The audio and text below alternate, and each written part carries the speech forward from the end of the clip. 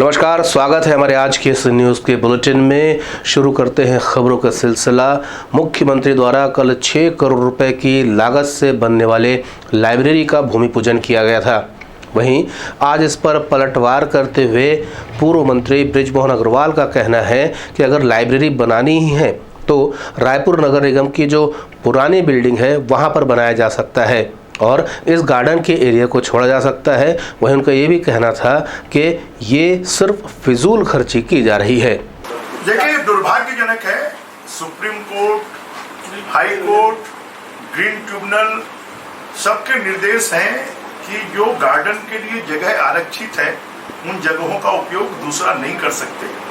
आज हम जब लाइब्रेरी बना रहे हैं पढ़े लिखे बच्चों के लिए, तो कम से कम उसका स्थान ऐसा होना चाहिए जो शांत स्थान और जो एजुकेशनल एरिया हो, जहां पर बच्चों को अपने IAS की, IPS की, कॉम्पिटिटिव एग्जाम की तैयारी करने के लिए अनुकूल माहौल मिले।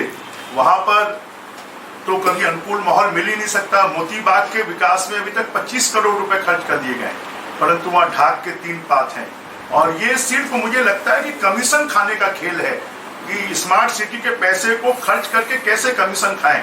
और इसके लिए बनना, मैंने मुख्यमंत्री जी को कल पत्र भी लिखा है कि मोती बाग में इसका निर्माण नहीं होना चाहिए। भारतीय जनता पार्टी के प्रदेश अध्यक्ष अरुण साव ने आज मीडिया से चर्चा की है और प्रदेश सरकार पर युवाओं को ठगने का आरोप लगाया है। उनका कहना है कि न युवाओं को रोजगार मिल रहा है और न ही बेरोजगारी भत्ता। भारतीय जनता पार्टी का मानना है और हम सब जानते हैं कि राज्य में कांग्रेस की सरकार ने अपने घोषणा पत्र में स्पष्ट रूप से कहा था कि हम 2500 रुपया प्रति महीना बेरोजगारी भत्ता देंगे, 5 लाख युवाओं को नौकरी देंगे। राज्य सरकार अपने वादे को निभाने में पूरी तरह से विफल रही है। आज छत्तीसगढ़ के किसी भी बेरोजगार को बेरोजगारी भत्ता नहीं मिल रहा है और जिस प्रकार से नौकरी देने के मामले में सरकार ने झूठ बोला, ये इस बात को दर्शाता है कि राज्य की सरकार युवाओं को ठगने का काम कर रही है। और जहाँ तक रोजगार देने का बात है तो छत्तीसगढ़ में यदि ग्रामीण क्षेत्रों में रोजगार के काम चल रहे हैं तो केवल मनरेगा के काम से चल रहे हैं। राज्य सरकार के फंड से कोई विकास के काम नहीं हो रहे हैं। काफी लंबे समय के बाद पुलिस विभाग की समीक्षा बैठक आहूत की गई। गृह मंत्री ताम्रध्वज साहू की अध्यक्षता में इस बैठक में सभी वरिष्ठ पुलिस अधिकारी शामिल हुए। हम आपको बता दें कि लगातार प्रदेश में अपराध की घटनाएं बढ़ते जा रही है और चाकूबाजी की घटना अब आम हो चुकी है। कोई भी दिन ऐसा नहीं जाता जिस दिन चाकूबाजी राजधानी सहित दूसरे इलाकों में ना हो।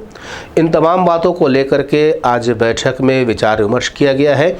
ताम्रध्वज साहू के द्वारा पूछे गए सवालों का अधिकारियों ने जवाब दिया है कि किस तरीके से अपराध पर नियंत्रण लगाने की दिशा में वो काम कर रहे हैं। वहीं मंत्री ने निर्देश देते हुए कहा है कि जितने भी लाइसेंसीधारी बंदूक वाले हैं उन पर भी नज़र रखी जाए और उनका भी परीक्षण किया जाए। साथ ही साथ अपराधों को रोकने में जो फॉर्मूला लगाया जा रहा है उसमें उनको कितनी सफलता मिल रही है, इस बात पर भी विचार विमर्श किया गया है। आज काफ़ी लंबे समय बाद रायपुर जिला पुलिस विभाग की समीक्षा बैठक हम लोगों ने रखा। पहले लगभग हर 4-6 महीने में कर लिया करते थे, लेकिन बीच के कोरोना काल, उसके बाद अब जब कोरोना कम हुआ तो विधानसभा सत्र या खैरागढ़ के चुनाव के कारण कुछ विलम्ब हुआ। आज हम लोगों ने लंबित सभी प्रकरणों के निराकरण और यातायात व्यवस्था, सुचारू संचालन, शहर की शांति व्यवस्था, सारे चीज़ों को लेकर हम लोगों ने चर्चा की। बहुत सारे बिंदु में जो मेरे पास था उसके लिए भी मैंने अपने सभी IG से लेके SP से लेके सभी CSP, DSP और थाने के TI सबको उनसे जानकारी भी लिया कि किस किस प्रकार के क्राइम यहाँ हो रहे हैं, क्राइम को रोकने के लिए क्या कार्रवाई आप लोग कर रहे हैं, कार्रवाई में अपने कितना फ़ायदा मिल रहा है, कितना रोक पा रहे हैं, किसमें हम सफल नहीं हो पा रहे हैं। इन तमाम बिंदुओं की समीक्षा हम लोगों ने की। इधर श्रीनगर में आयोजित दही हांडी की प्रतियोगिता में मुख्यमंत्री भूपेश बघेल शामिल हुए। हम आपको बता दें कि इस प्रतियोगिता में हर साल अलग अलग स्थानों से टोलियां पहुंचती हैं। ये प्रतियोगिता लड़कों के लिए अलग और लड़कियों के लिए अलग होती है। ये दोनों ही प्रयास करते हैं कि उनके हाथ से ही ये दही हांडी फूटे। हम आपको बता दें कि यहाँ पर 3.5 लाख रुपए का नगद पुरस्कार रखा गया था। मुख्यमंत्री ने इस अवसर पर सभी को बधाई भी दी। हर साल गुड़ियारी में बहुत हर्षोल्लास के साथ दही हांडी का कार्यक्रम रखा जाता है। मधुरम का भी आयोजन होता है, लड़कियों के लिए अलग आयोजन। तो जितने गोविंदा हैं शहर के और दूसरे शहरों के भी यहाँ आते हैं और जोर आजमाइश करते हैं और काम पाते हैं। विकास उपाध्याय जी को बहुत बधाई और उसके साथ साथ वसंत अग्रवाल जी और हेमंत साहू जी और पूरे तमाम आयोजक साथियों को मैं बधाई देता हूँ। तो हर साल इस प्रकार का आयोजन करते हैं और हजारों नवयुवक लड़कियाँ आती है। और यूक्रेन से मेडिकल की पढ़ाई छोड़कर लगभग 207 विद्यार्थी छत्तीसगढ़ पहुंचे हुए हैं और अब इनके बालक इनके भविष्य को लेकर काफ़ी चिंतित हैं। कुछ दिनों पूर्व इन्होंने स्वास्थ्य मंत्री से चर्चा की थी और प्रधानमंत्री को एक पत्र प्रेषित किया था, जिस पर यह कहा गया था कि छत्तीसगढ़ में 11 मेडिकल कॉलेज हैं और इन 207 बच्चों को इन्हीं के कॉलेजेस में मर्ज किया जाए ताकि इनके एजुकेशन जो है वो लगातार जारी रहे। लेकिन अब तक उस पर कोई पहल नहीं हुई है और अब ये चाहते हैं कि मुख्यमंत्री इस मामले को लेकर के प्रधानमंत्री से चर्चा करे। वहीं स्वास्थ्य मंत्री के चर्चा होने के बाद में अब ये राज्यपाल से भी गुजारिश करेंगे कि वो प्रधानमंत्री से चर्चा कर इन 207 बच्चों के भविष्य को सुरक्षित बनाने की दिशा में काम करें। छत्तीसगढ़ के आदरणीय मुख्यमंत्री महोदय माननीय भूपेश बघेल जी से कि 6 महीना हो गया है 207 बच्चे छत्तीसगढ़ से वापस आए हैं यूक्रेन में अपनी अधूरी पढ़ाई छोड़कर। संवेदनशीलता का परिचय देते हुए उन बच्चों के लिए वो प्रधानमंत्री और health minister doctor Mansukh Mandaviya को पत्र लिखे कि 11 मेडिकल कॉलेज छत्तीसगढ़ में है साहब, वर्तमान में इन 207 बच्चों को छत्तीसगढ़ सक्षम है अपने यहाँ पढ़ाई को पूरी करने के लिए। प्रथम मांग। स्वास्थ्य मंत्री ने 3 मार्च को एक पत्र लिखा है। उसके बाद 7 तारीख को हमने यहाँ पर एजिटेशन किया था स्वास्थ्य मुख्यमंत्री के घर के सामने और स्वास्थ्य मंत्री के यहाँ। तो हमारा दिल्ली से बाबा आने के बाद उन्होंने फिर एक लेटर स्वास्थ्य मंत्री केंद्रीय स्वास्थ्य में लिखा और अभी उन्होंने परसों प्रधानमंत्री को भी लिखा है। But he is subordinate of chief minister. मुख्यमंत्री मुखिया होता है स्टेट का। हमारी ये मांग है कि पत्र दोनों प्रधानमंत्री और केंद्रीय स्वास्थ्य मंत्री को इन 207 बच्चों के लिए लिखा जाए। कांग्रेस भवन में आज पूर्व प्रधानमंत्री स्वर्गीय राजीव गांधी के पुण्यतिथि के अवसर पर एक शपथ ग्रहण कार्यक्रम का आयोजन किया गया, जिसमें मोहन मरकाम प्रदेश अध्यक्ष कांग्रेस ने सबको शपथ दिलाई है कि वो सभी तरीके के भेदभाव मिटा करके देश की अखंडता के लिए काम करते रहेंगे। इसमें उन्होंने जातिगत, धार्मिक और दूसरे सांप्रदायिक आने वाली 24 तारीख को भारतीय जनता युवा मोर्चा के द्वारा मुख्यमंत्री भूपेश बघेल को घेरने की रणनीति पर काम किया जा रहा है।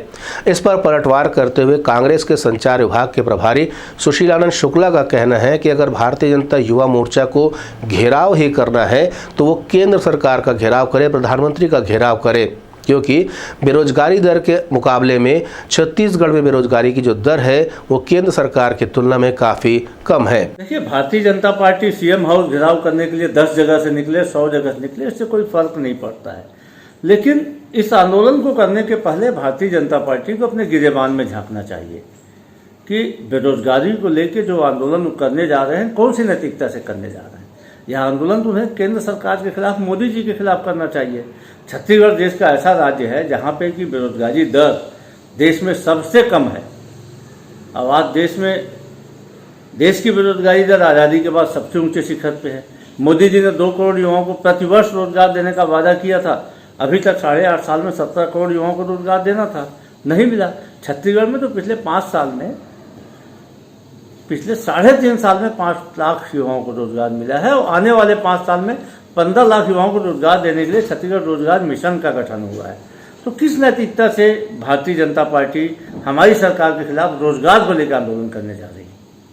छत्तीसगढ़ दैनिक वेतन भोगी वन कर्मचारी संघ की ओर से अनिश्चितकालीन धरना प्रदर्शन किया जा रहा है। प्रदर्शन कर रहे इन कर्मचारियों का कहना है कि राज्य सरकार उन्हें नियमित करे। वहीं दूसरी मांग उन्होंने ये रखी है कि जिन कर्मचारियों ने 2 वर्ष का कार्यकाल पूरा कर लिया है उन्हें स्थायी कर्मचारी की योग्यता दी जाए। हम आपको बता दें, इन्होंने कहा है कि 10 साल तक जो कर्मचारी यहां पर अपनी सेवाएं दे चुके हैं उन्हें तत्काल नियमित किया जाना चाहिए। उन्होंने मीडिया से चर्चा करते हुए अपनी मांगे बताई हैं। हम लोग नियमितीकरण एवं स्थायीकरण के मांग को लेकर आज जो है अनिश्चितकालीन हड़ताल पर बैठे हुए हैं। इसमें दैनिक वेतनभोगी कर्मचारी है, वाहन चालक हैं, डाटा एंट्री ऑपरेटर हैं, तेंदुपत्ता गोदाम सुरक्षा श्रमिक हैं एवं वन विकास निगम से दैनिक वेतनभोगी आए हुए हैं। मतलब पूरे छत्तीसगढ़ से दैनिक वेतनभोगी नियमितीकरण और स्थायीकरण की मांग को लेकर यहाँ डटे हुए हैं। सरकार ने अपने जन घोषणा पत्र में वादा किया हुआ था कि हमारी शासन और सत्ता आती है तो हम 10 दिनों के अंदर अपनी नियमितीकरण दैनिक वेतनभोगी कर्मचारियों को करेंगे।